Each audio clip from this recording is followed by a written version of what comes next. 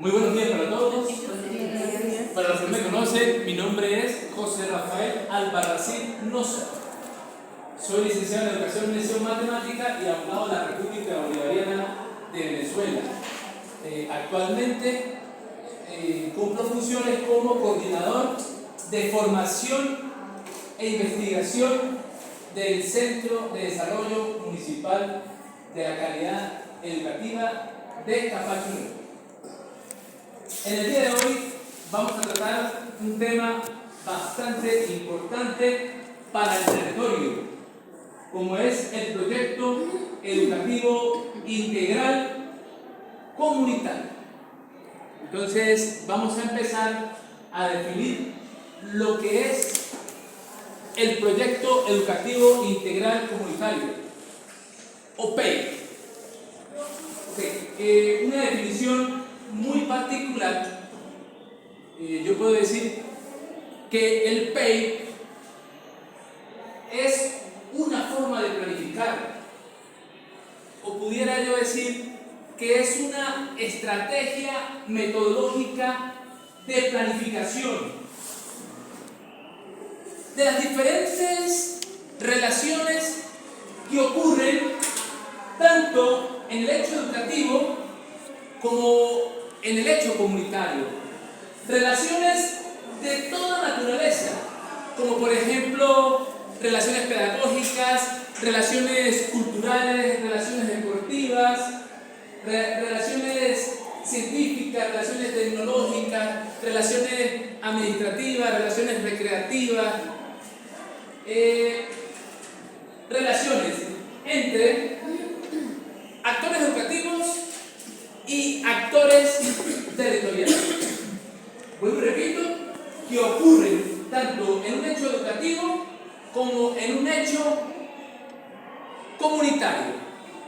Esto, por supuesto, en el intervalo de un tiempo determinado.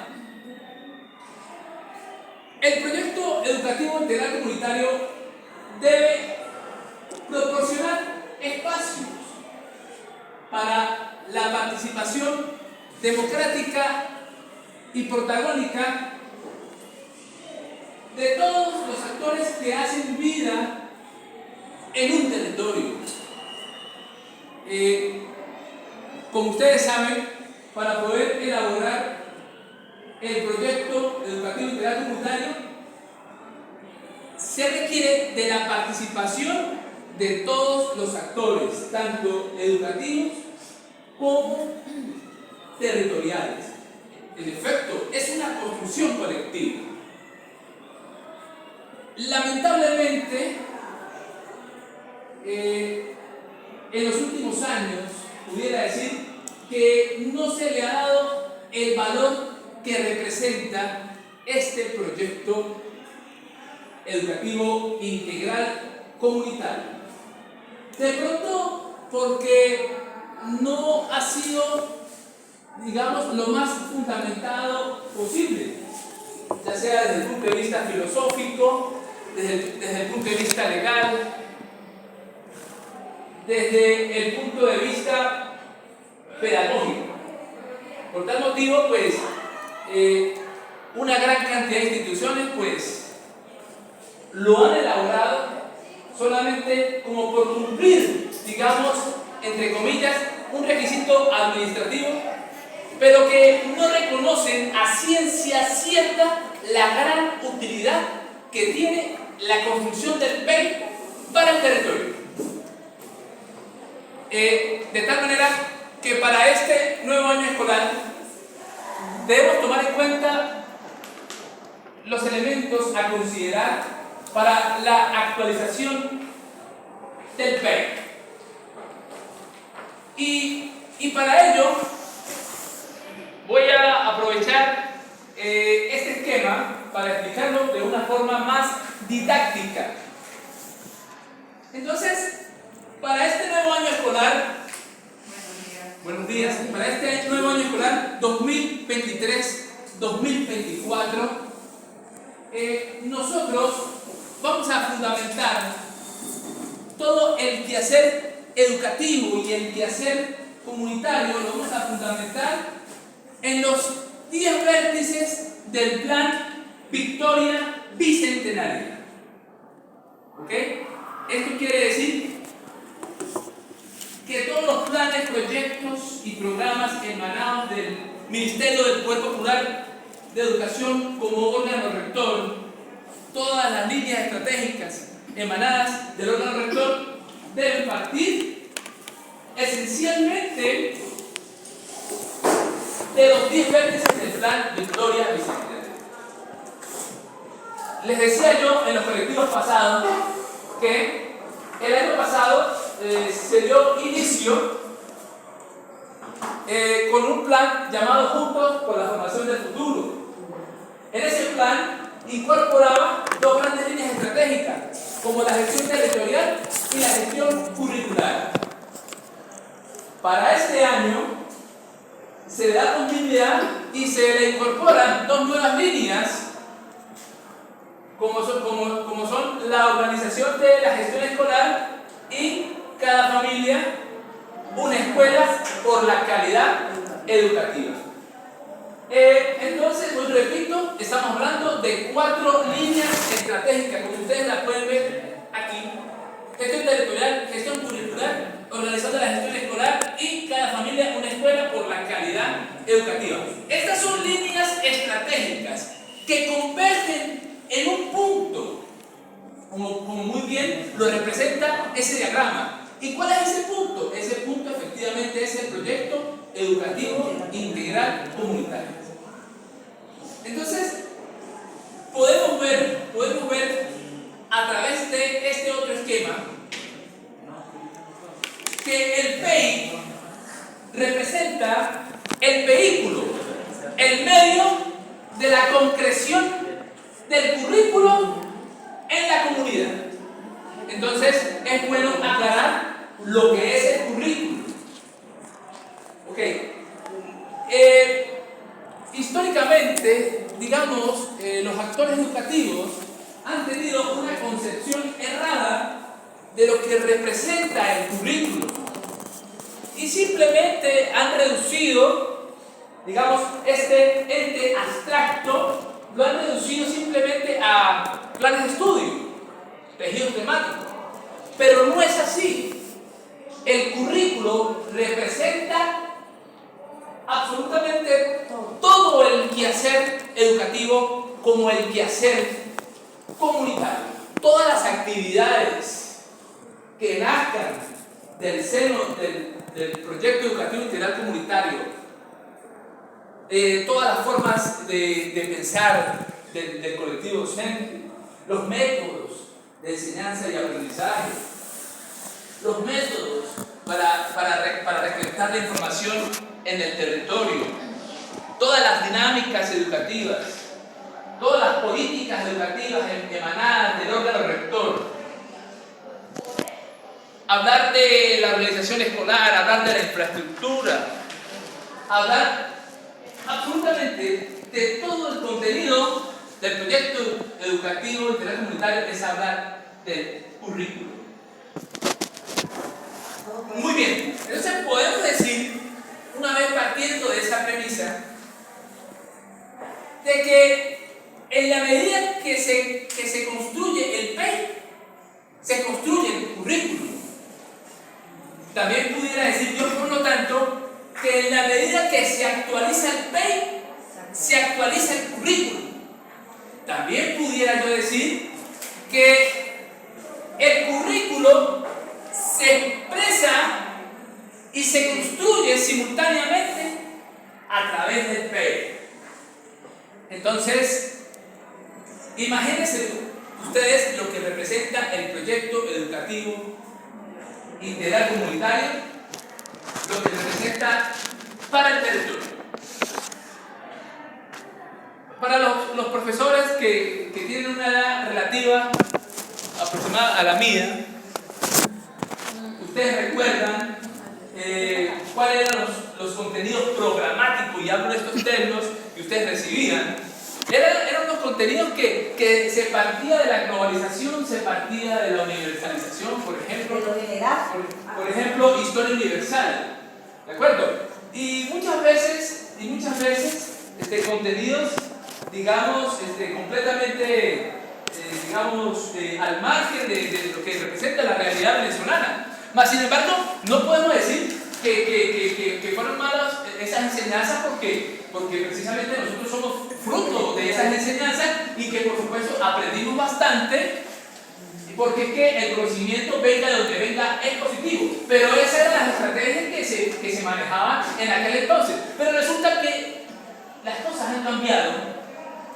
Resulta que ahora nos piden de que las políticas educativas emanadas del órgano rector se tienen que contextualizar en el espacio y en el tiempo local. Se tienen que contextualizar en el territorio. Y también, por supuesto, se puede decir perfectamente que del territorio, de las necesidades e intereses del territorio, nazca también planes, proyectos y programas. Por supuesto, con la reflexión de la realidad. Entonces, tenemos que entender cuál es el significado de esas políticas educativas en aras de transformar la realidad, en aras de buscar los puntos críticos, en aras de trabajar en función de la problematización y la concientización de las situaciones que surgen día a día en el territorio. Entonces, imagínense ustedes lo que representa el PEIC, de que todos los años el órgano rector nos demanda de que debe existir cambios en las lógicas organizacionales de la institución. Por esa razón, partiendo de ese mandato legal, constitucional, y por supuesto partiendo de la realidad del territorio, pues yo decidí activar un plan estratégico para este primer trimestre. Vuelvo y lo repito, que no es otra cosa que la construcción de 4 mapas cartográficos. El primer mapa cartográfico que tiene que ver con todo lo relativo a lo pedagógico institucional. El segundo mapa cartográfico que tiene que ver con un cartograma socioproductivo, ambientalista y económico. El tercer cartograma que tiene que ver con lo relativo a lo que es la historia, político cultural y cultural. ¿Sí? El cartograma geohistórico, político y cultural. Y el otro, infraestructura y urbanismo. Infraestructura y urbanismo. Ok, de infraestructura y urbanismo. Muy bien. Muy bien. Entonces, obviamente que este plan estratégico pues tiene una gran intencionalidad.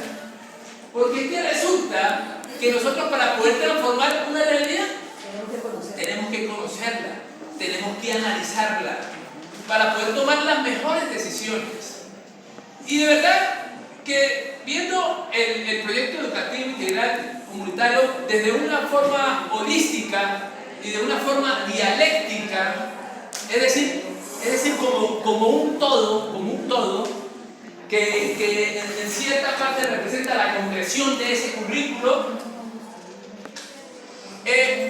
y por supuesto tomando en cuenta los principios que debe tener la construcción del PEI, las características que debe tener el PEI y los beneficios que debe tener el PEI, estoy muy seguro de que vamos a sacarle el máximo provecho a esta construcción.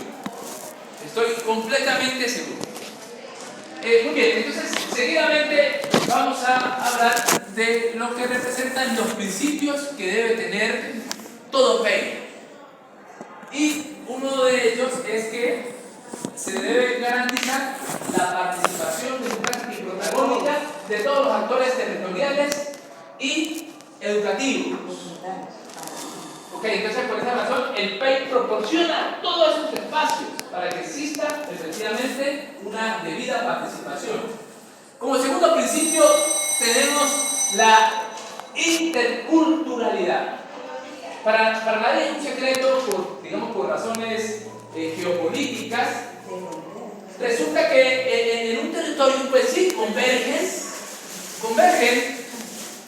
una gran diversidad de culturas, existe una gran diversidad de pensamiento que deben ser tomados en cuenta,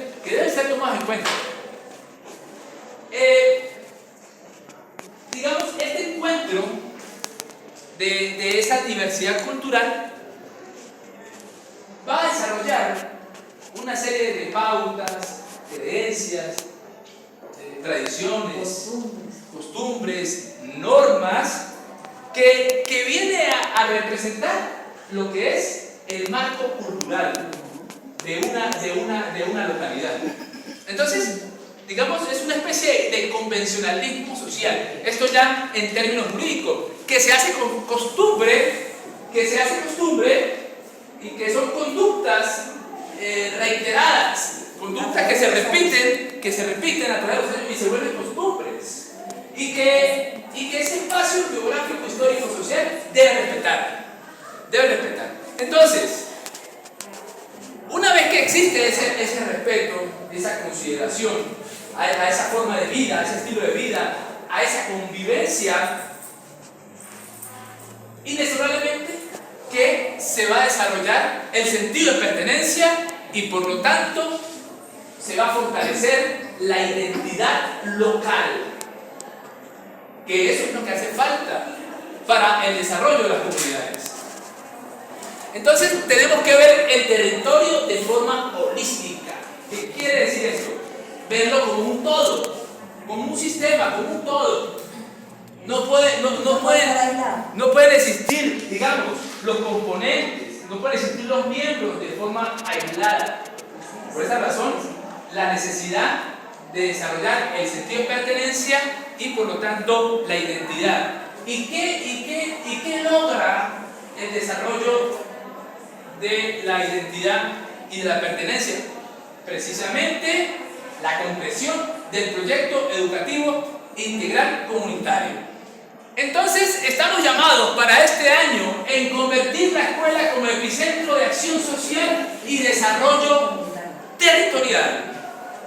Entonces, una vez que se apliquen una de las actividades que nazcan del seno de la construcción del PEI, debemos formar redes de conocimientos localizadas. Por ejemplo, en el cartograma socioproductivo, ambientalista y ecológico, yo les había planteado el ubicar las diferentes unidades de producción que existen en ese contexto que circunda a sus instituciones educativas. ¿Para qué? Por ejemplo, bueno, qué interesante saber las condiciones, las particularidades de cada unidad de producción. ¿Para qué? Para formar una red de conocimiento y que sea la escuela el epicentro, que sea la escuela la que coordine, que sea la escuela la que dirija esta red de conocimiento. Una red de conocimiento que puede darse de forma física, ¿sí? De forma física, el contacto humano o a través de una red digital. Y por esta razón, en el día de hoy, pongo a su servicio un aula virtual que en este caso pues, tiene el nombre del Liceo Nacional López Méndez Tagle, que es el liceo donde yo trabajaba como profesor de matemática y física, y que la pongo al servicio de ustedes. Es una aula virtual que se pudo desarrollar a través de una plataforma tecnológica llamada Canva, y que muchos de los que están aquí ya pudieron ingresar a esa aula virtual porque, como ustedes saben, yo fui el que dicté el diplomado de ciencia y calidad educativa. donde en un tiempo récord se elaboraron sendos proyectos de carácter científico. Y que obviamente lo que hicieron esos profesores en aquel entonces no fue tiempo perdido, porque esos proyectos, estoy completamente seguro que ya los van a aplicar para este nuevo año escolar, y esa era la idea.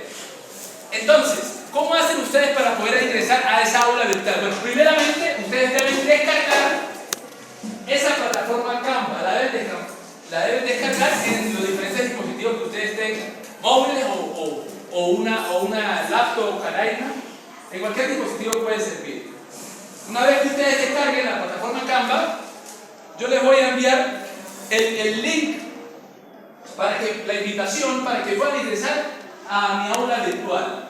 En esa aula virtual ustedes van a encontrar todos los proyectos educativos que hicieron en aquel entonces los participantes del diplomado de ciencia y calidad educativa, como otros proyectos que yo he hecho durante todo este tiempo, porque sí le he sacado el máximo provecho a esa plataforma Canva. Yo he hecho innumerables infografías, posts, presentaciones, incluso hice un software educativo para la enseñanza de la matemática. Un software que puede estar dirigido perfectamente para todos los estudiantes de todos los niveles y modalidades del subsistema de educación básica, donde reúne aspectos filosóficos, aspectos metodológicos y de una gran utilidad para la comprensión de lo que representa el área de la matemática. Muy bien, así como también van a conseguir ustedes infografías referentes al derecho. Ustedes saben, yo soy abogado y en todo este tiempo pues me he dedicado a concebir el derecho de una forma gráfica, que sea entendible. Por ejemplo, lograr hacer un diagrama de esta naturaleza me permite a mí poder expresarme como lo estoy haciendo a continuación. ¿De acuerdo? ¿Por qué? Porque cuando uno hace exposiciones, uno planifica exposiciones. Y muchas veces usted expresa elementos que no tenía planificados. O muchas veces se le escapan elementos que tenía planificados. Entonces, si usted logra hacer una representación gráfica de su discurso, muy probablemente a usted no se le va a escapar ningún elemento, porque esto es un recurso para el aprendizaje. Simplemente basta con yo observar el dibujo y nuevamente surgen nuevas ideas o recapitulo las ideas que ya tenía planificadas. Bien, entonces solamente con yo ver este diagrama yo puedo hablar del currículo, como el efecto ya lo hice, puedo hablar del proyecto educativo integral comunitario como ya lo hice, y puedo hablar de la comunidad. Y puedo decir entonces que la comunidad es un conjunto de personas que reúnen características e intereses comunes para la convivencia en un espacio-tiempo determinado. Esa es una definición perfectamente de lo que es la comunidad. Mas, sin embargo, numerosos autores pues, han hecho múltiples definiciones, como por ejemplo la definición del PEI, que es propia mía, y ustedes deben entenderla, aunque eso queda grabado allí. Y como ustedes saben, todas mis clases son subidas a mi canal de YouTube, que ya por nombre es José Rafael Barracín. Todas mis clases ustedes pueden observarlas en mi canal de YouTube para que la puedan ver y la puedan analizar ya de una forma asincrónica. Entonces, como asincrónico debe ser el régimen de estudio para este año escolar. Ustedes saben muy bien que el régimen educativo presencial es insuficiente. Las prácticas pedagógicas son insuficientes. Entonces, nosotros no podemos caer en el campo de la mediocridad. Lo que hacemos tenemos que hacerlo bien hecho, o si no, no hacemos nada. Entonces, el llamado es que se incorporen ustedes, profesores, al uso adecuado de las tecnologías, de la información y la comunicación para sacarle el máximo provecho. Que existen matrices diversas, no, que el estudiante no quiere pensar, que el estudiante es puro cortipegue. Bueno, ahí es donde está el trabajo de la escuela para que oriente esas dinámicas educativas. Por ejemplo, imagínense ustedes, en el siglo XX, lo que hizo Albert Einstein en 1905 para lograr el premio Nobel de la física. Imagínense el estudio sistemático que tuvo que hacer ese gran físico. Leer libros de esta magnitud para poder aportar la famosa teoría de la relatividad. Y entonces nosotros teniendo hoy en día la inteligencia artificial, ¿qué me puede generar? Bueno, que yo puedo profundizar en las investigaciones muy rápidamente. Muy rápidamente. Imagínense poder darle un tratamiento ideal a un tema en específico, a exponer donde sea una exposición completa que reúna todos los elementos de un tema en específico. Bueno, eso se puede lograr a través del uso de la tecnología de la información y la comunicación. Tratar de abarcar la mayor cantidad de elementos para poder comprender a plenitud lo que se quiera enseñar o lo que se quiera aprender. Bien, también de los principios podemos hablar de lo que representa la integralidad del fe. Entonces, esto va de la mano con lo que es el enfoque sistemático y sistémico del proyecto educativo integral comunitario. Ustedes saben, como les decía al principio, esto se debe construir con un enfoque holístico. Un enfoque holístico, es decir, se tiene que ver como un todo. No se pueden ver las partes de forma separada. Para poder cumplir con la intencionalidad, que no es otra que lograr los fines de la educación. Entonces es tratar de abarcar la mayor cantidad de elementos para la construcción del fe, abarcar la mayor cantidad de componentes que forman parte de ese proyecto integral comunitario y buscar la manera de articularlos de forma sistemática, sistémica. A eso se refiere la integralidad. Entonces, habíamos hablado de la participación protagónica, habíamos hablado de la interculturalidad, ahora hablamos de la integralidad. Y como cuarto principio vamos a hablar de la equidad. La equidad. Nosotros, para poder hablar de calidad educativa, tiene que haber inclusión. Tiene que haber igualdad de oportunidades para todas las personas que quieren aprender. En las mismas condiciones. Igualdad de oportunidades en las mismas condiciones, sin ningún tipo de preferencia. Por ejemplo, un ejemplo ya muy particular, cuando yo daba clases de matemáticas, que por cierto vale la pena recordar, por ejemplo, lo que representaba ese colectivo de estudiantes 10 años atrás, de educación media general. Estudiantes, disculpen la expresión, un poco extrovertidos, con grandes vicios, y tener que pensar, tener que buscar las estrategias para enfrentar a todos esos estudiantes. Imagínense, 40 estudiantes con particularidades, digamos, complicadas para enfrentar. Entonces, imagínense qué caso, que por cierto, yo cometí los errores al inicio de mi carrera como profesional, obviamente, como dicen ustedes por ahí, como se dice, pues, pagué la novatada. Entonces, por ejemplo, había estudiantes que generaban algún tipo de temor. Entonces, muchas veces uno decía, no, yo mejor soy indiferente a ese estudiante, mejor ni lo veo. Si no quiere prestar sesión, que no preste, si no quiere copiar, que no copie, pero no lo enfrento porque me da miedo enfrentarlo.